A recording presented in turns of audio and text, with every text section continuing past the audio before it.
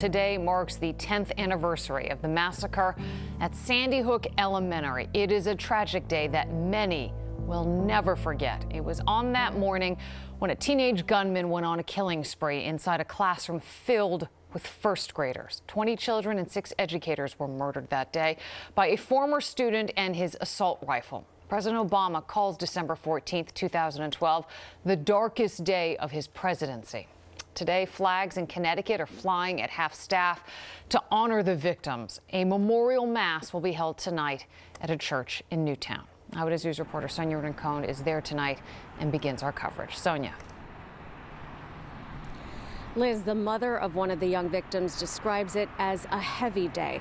And we heard from that mother at the opening of an animal sanctuary to commemorate her little girl.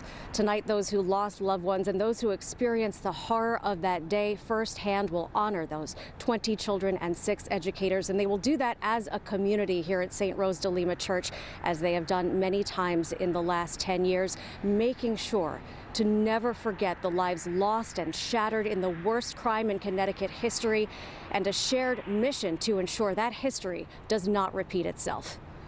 It sounded like somebody dropping something metal very loudly. Jordan Gomes was a 4th grader at Sandy Hook Elementary School on December 14th, 2012, and remembers every moment. She would hear that unfamiliar dropping sound while in gym class 2 more times before the teacher would lock the door and tell everyone to sit in the corner. Over the loudspeaker, we can hear more shots, as later we would learn that he went into the front office first. Jordan shares her haunting experience now as a sophomore at Fordham because she has dedicated her life to prevention of gun violence. The solutions are there as long as we look for them genuinely and we work towards them. There is still bullying, there is still depression and suicide, but what we've seen is an increase in school shootings and weapons on campuses, and that's something that we need to work against. Nicole Hockley lost her son Dylan.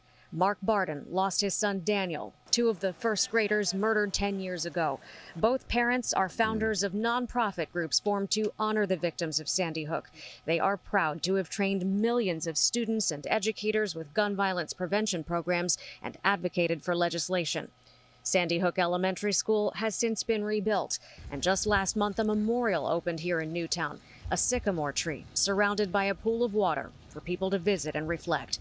Today, Nancy Murphy walked 26 laps, 1 for each of the victims. I felt that that was my way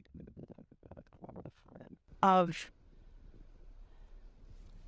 showing support for the families. And nearby, a new animal sanctuary opened today in honor of Catherine Hubbard.